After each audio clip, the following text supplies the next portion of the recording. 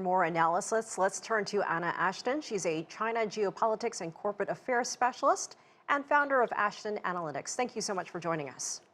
Thanks for having me, Elaine. I want to get your thoughts about Janet Yellen's visit, the expectations and potential outcomes, and also the timing of this visit following the Xi-Biden phone call on Tuesday. Sure. Well, I think, the first thing to note is that this is yet more evidence that the turn to increased engagement, which began in the spring of last year, continues despite the frictions that the U.S. presidential election has already created and will undoubtedly continue to create within the U.S.-China relationship for the rest of this year.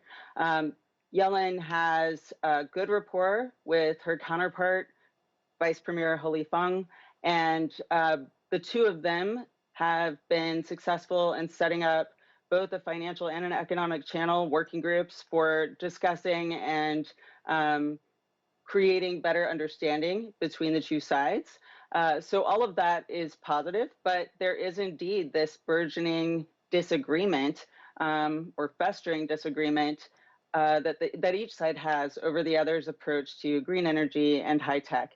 And that is likely going to be raised by Yellen during her visit. Even if it wasn't, I'm sure it would be raised by the Chinese side. I want to touch back to that Xi-Biden phone call. Seems to be building upon their in-person, face-to-face meeting at APEC in San Francisco. So it seems like they're kicking off another round of diplomacy with face-to-face visits with both sides.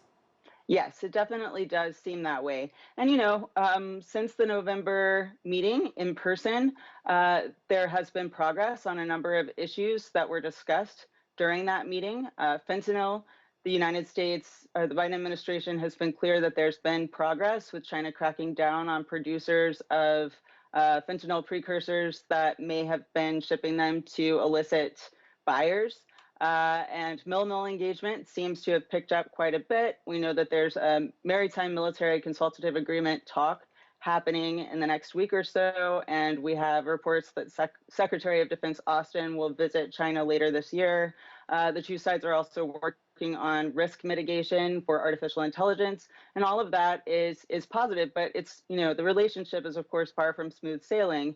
It remains competitive at the least, and really the Biden administration often characterizes it in terms that are more adversarial, as does Congress.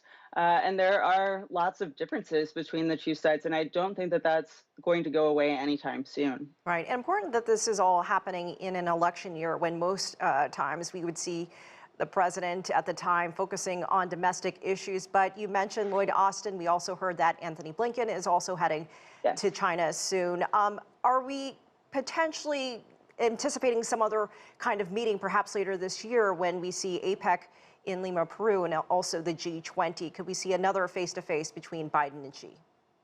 Potentially, yes. I mean, I think it's really going to depend a bit on where things stand in the relationship and how much tension there is.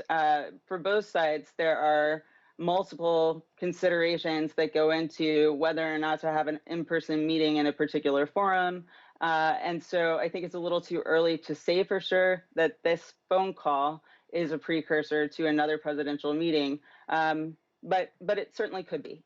All right, Ashton, thank you so much for your take. We appreciate your time with us today. Thank you so much. Thank you.